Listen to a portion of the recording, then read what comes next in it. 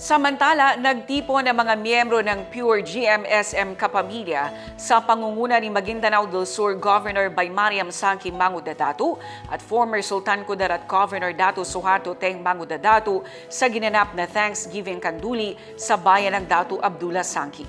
Ang Partners in Peace and Progress story mula kay Jen Garcia. Isinagawa araw ng Sabado, May 24, ang Thanksgiving Kanduli kung saan nagtipon ang mga miyembro ng Pure GMSM Kapamilya sa pangunguna ni Maguindanao del Sur Governor Baymariam Sangki Mangudadatu at former Sultan Kudarat Governor Datu Suharto Teng Mangudadatu.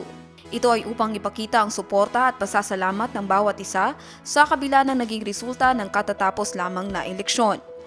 Pagpapahayag din nila ito ng mensahe ng pagtanggap sa kung anuman ang ibinigay ng Allah Subhanahu wa Ta'ala, ang pagtanggap ng sari-sariling kadar.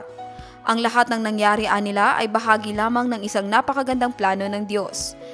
Jeneza Garcia, iMinds, Philippines.